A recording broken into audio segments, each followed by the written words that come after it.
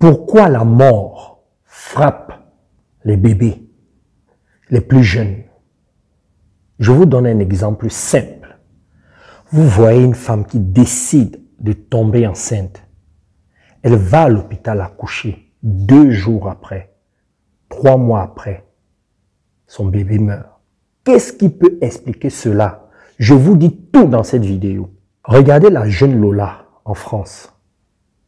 Je crois qu'elle avait 12 ans. Le matin, elle sort de la maison pour l'école. Elle n'est jamais revenue. Son père retrouve son cadavre dans une poubelle, dans une malle, emballée dans un plastique.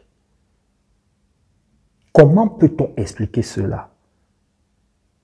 Et selon les informations, on a pratiqué des sacrifices sur elle. On l'a découpée.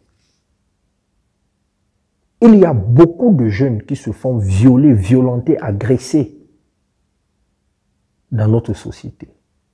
Si Dieu existe, pourquoi il laisse faire? Qu'est-ce qui explique qu'un jeune enfant qui est tout innocent, qui n'a pas encore goûté à la vie, qui a encore beaucoup d'avenir, qui ne se connaît pas encore, qui découvre la vie, meurt? Dans la vidéo, si je vais vous donner des explications spirituelles, vous allez comprendre ce qui se passe au-delà du physique, au-delà de la société. Pourquoi est-ce que ces choses-là arrivent? Avant de vous donner cette explication, regardez la salle dans laquelle je me trouve. C'est la salle du séminaire qui aura lieu à Paris du 11 au 13 novembre. Il y a les athlètes de la réussite qui viennent de l'Afrique et partout en Europe. Ça va être un séminaire de fou. Le titre, c'est les séminaires de ouf de Brian Lambeau. On parle tontine du développement personnel et des entrepreneurs, c'est-à-dire on parle argent, finance. Comment travailler sur l'intelligence émotionnelle et relationnelle. Comment se positionner. On va travailler sur la partie spirituelle de chaque personne. Comment atteindre des objectifs, que ce soit personnel comme professionnel. Ne manquez pas ces séminaires. Cette année, ça commence du 11 au 13 novembre à Paris.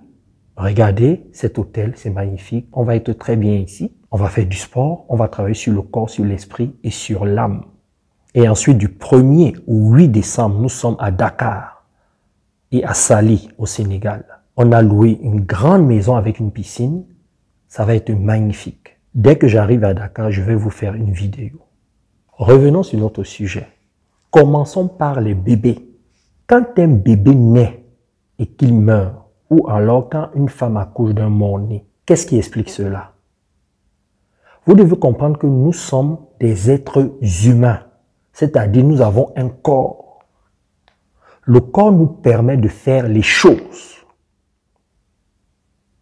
Bouger, se déplacer, aller chercher de l'argent, dormir, faire l'amour, faire plein de choses. Ça, c'est le rôle du corps. Mais dans le corps, il y a une entité qu'on appelle l'âme. Un jour, je vais vous faire une vidéo sur l'âme pour vous donner la forme de l'âme, à quoi elle ressemble, etc., etc. Ce n'est pas l'objet de cette vidéo. Je ferai une vidéo dessus. Vous devez comprendre que l'âme décide de tout dans la vie de chaque être humain. C'est l'âme qui décide de sortir du corps ou pas. Nous sommes tous des âmes. C'est la raison pour laquelle d'ailleurs, vous entendez beaucoup de gens dire que son âme repose en paix. C'est une belle âme. Vous entendez parfois ces phrases-là. Parce que nous sommes des âmes. Alors quand l'âme se retrouve dans l'au-delà, c'est-à-dire au-delà du physique, l'âme décide d'entrer dans le ventre d'une femme.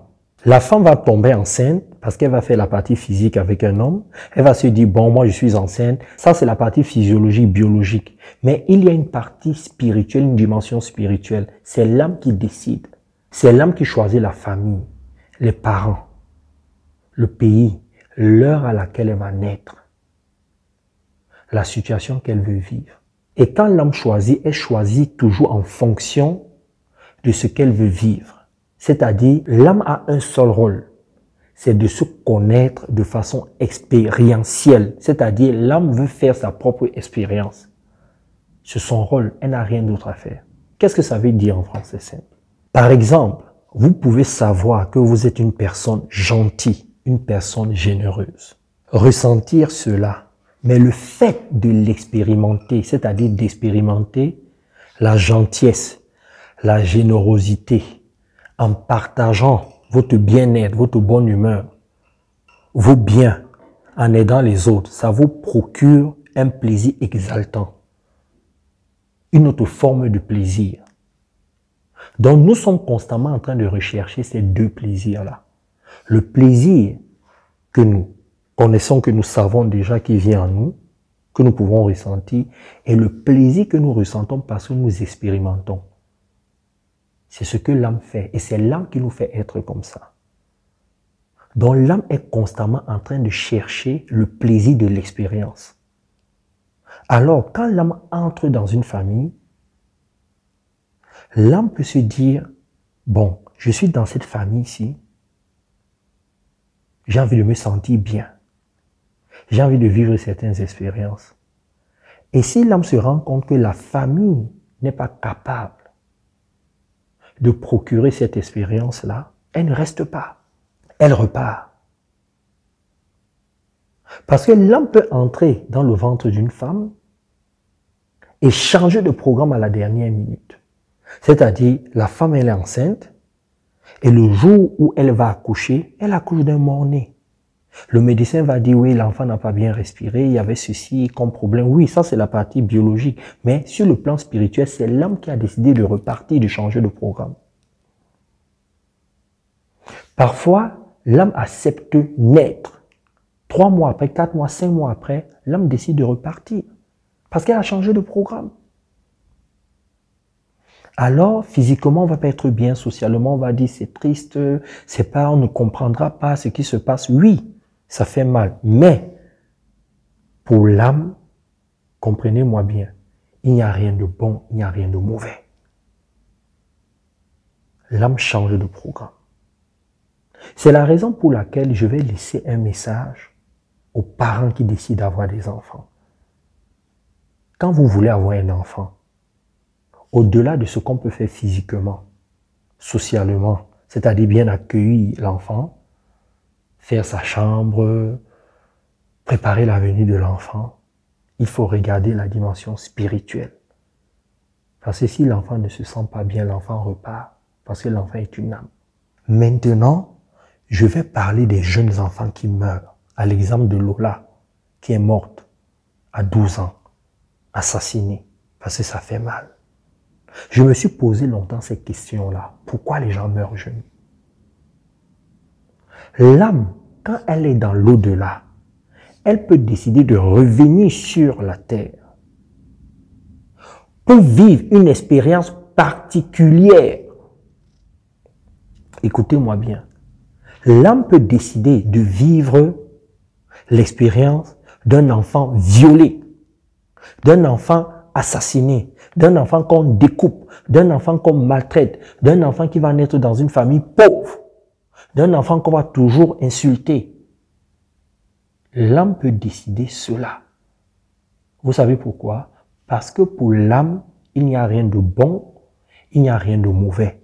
Il n'y a que ce qui existe. L'âme ne fonctionne pas comme le cerveau.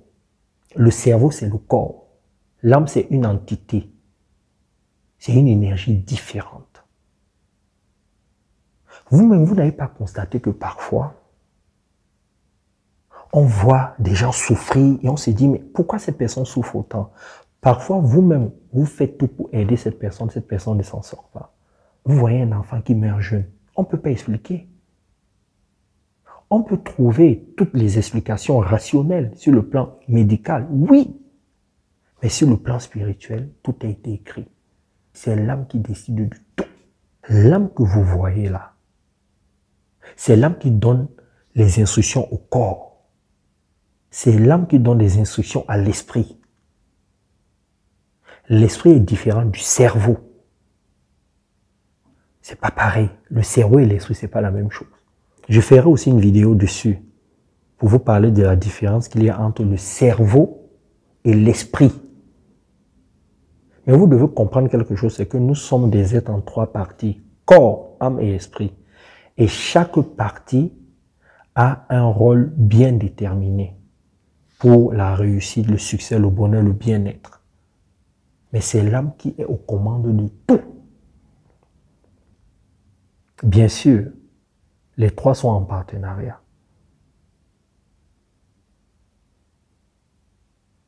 C'est quand je me perds dans la forêt équatoriale africaine que je comprends tout cela.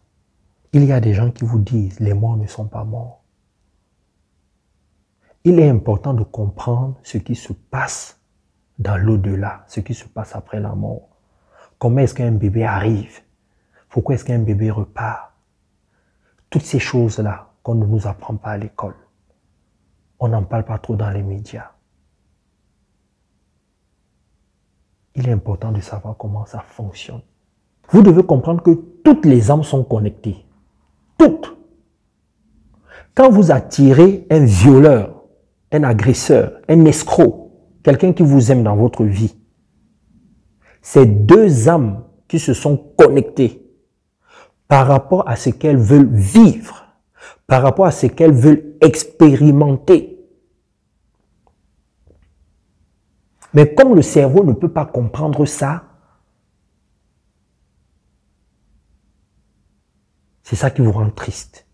Et beaucoup de gens pensent qu'ils sont leur cerveau, qu'ils sont seulement leur corps. Non.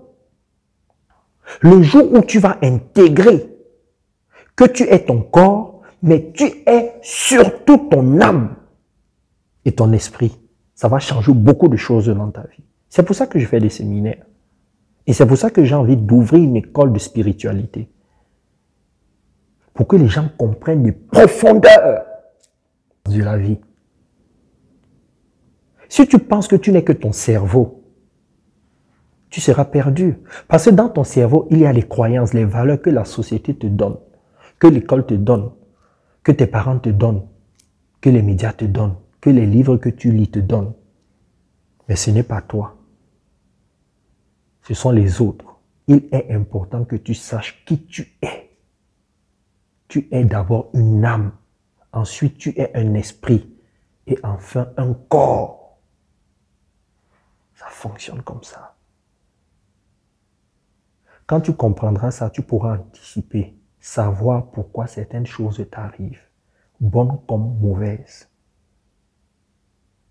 Tu vas sentir ton âme, tu vas communiquer avec ton âme, avec ton esprit. Et ton corps ne va que exécuter ce que les 2 autres entités décident. Ce qui se passe dans notre société, c'est que c'est le corps qui décide. C'est pour ça qu'il y a dysfonctionnement dans tout ce que nous faisons. Un jour on réussit, un jour on échoue, un jour on décide de faire quelque chose, demain après on fait le contraire.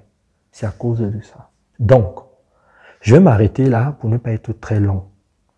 Là, je voulais vous donner des explications spirituelles pour que vous puissiez comprendre pourquoi la mort frappe des bébés et pourquoi certaines personnes meurent jeunes. Ça fait mal. Mais il y a une explication.